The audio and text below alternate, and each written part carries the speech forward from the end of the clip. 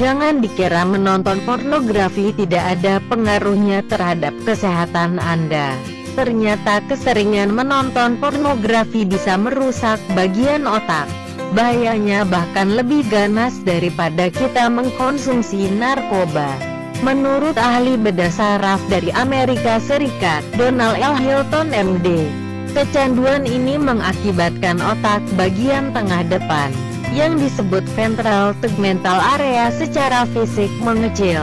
Pornografi menimbulkan perubahan konstan pada neurotransmitter dan melemahkan fungsi kontrol. Ini yang membuat orang-orang yang sudah kecanduan tidak bisa lagi mengontrol perilakunya. Kondisi tersebut tidak terjadi dalam waktu singkat, namun melalui beberapa tahap. Awalnya kecanduan yang ditandai dengan tindakan impulsif, lalu eskalasi kecanduan, desensitasi dan akhirnya penurunan perilaku.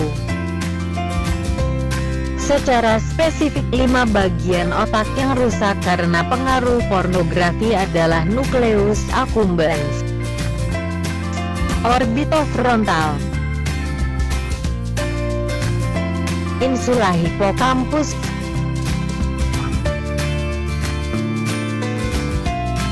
cerebellum, dan gyrus singgalut.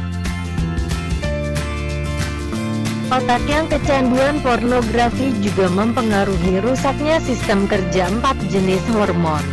Kinerja hormon menjadi terganggu karena rangsangan pornografi. Keempat jenis hormon tersebut adalah dopamin, norepinefrin, serotonin, dan oksitosin.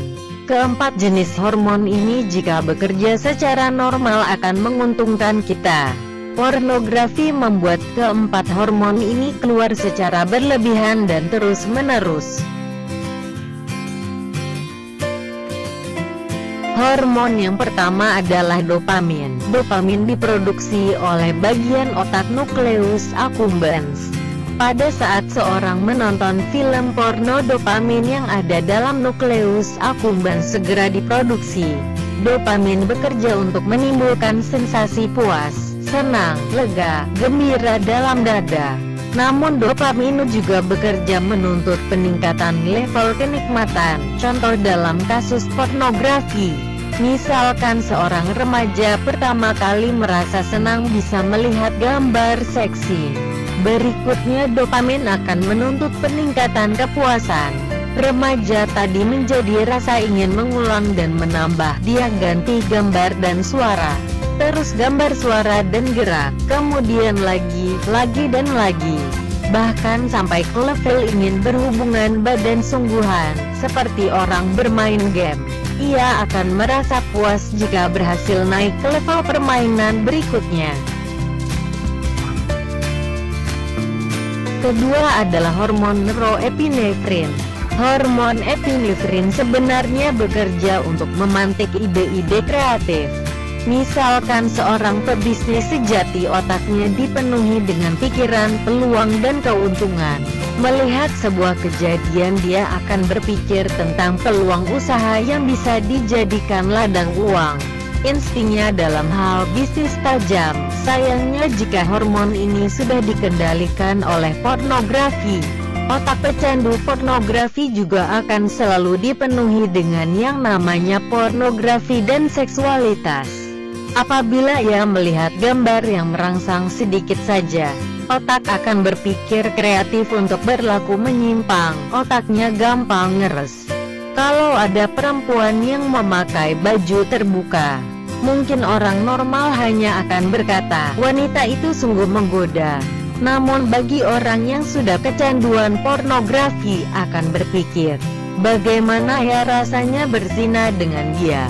Itulah yang dirasakan orang yang sudah berurusan dengan pornografi. Jiwa dan pikirannya mulai rusak. Akibatnya para pecandu pornografi tidak bisa berpikir jernih, malas menuntut ilmu, dan malas berpikir kreatif. Hal itu karena otaknya sudah dipenuhi dengan daftar kosakata atau kejadian yang selalu bersambungan dengan yang namanya seks. Yang ketiga adalah hormon serotonin. Hormon ini bekerja untuk memunculkan rasa nyaman dan tenang. Misalnya pada orang yang hobi memancing. Ketika hatinya gundah, dia akan pergi keluar untuk memancing supaya hatinya tenang. Itulah efek kerja dari hormon serotonin, yaitu membuat seseorang merasa nyaman saat hormon itu keluar. Ketika seseorang bersentuhan dengan pornografi, hormon itu pun keluar. Efeknya setiap pecandu pornografi sedang sedih atau stres, dia akan lari ke pornografi.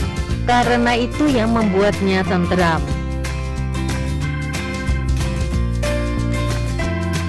Yang keempat adalah hormon oksitosin. Hormon ini sering dikenal sebagai hormon cinta. Berhubungan erat dengan hubungan cinta suami istri, kesuburan, kontraksi selama persalinan dan kelahiran, dan pelepasan ASI saat menyusui. Hormon ini pula yang membantu kita merasa baik.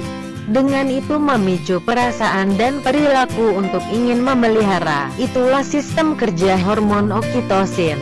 Dapat membuat ikatan batin yang mendalam antara ibu dan anaknya. Namun bagaimana jika ikatan itu terjadi dengan pornografi? Pada saat orang mengakses pornografi, hormon oksitosin akan bekerja secara terus-menerus. Akibatnya pecandu tersebut menjadi terikat secara batin dengan pornografi. Nauzubillah. Inilah yang memunculkan rasa butuh dan ketagihan. Orang yang kecanduan pornografi memiliki rasa butuh, candu, tidak nyaman jika tidak melihat pornografi selama beberapa hari. Begitulah bahayanya pornografi, sangat berbahaya bagi kelangsungan generasi. Pemuda-pemuda yang seharusnya menjadi tumpuan bangsa akan semakin lemah dan hancur moralnya. Sangat mungkin di antara teman-teman Anda masih ada yang terjebak dalam jeratan pornografi. Mari kita selamatkan mereka. Bagikan video ini ke teman-teman Anda. Kita informasikan kepada sebanyak mungkin orang karena kita peduli.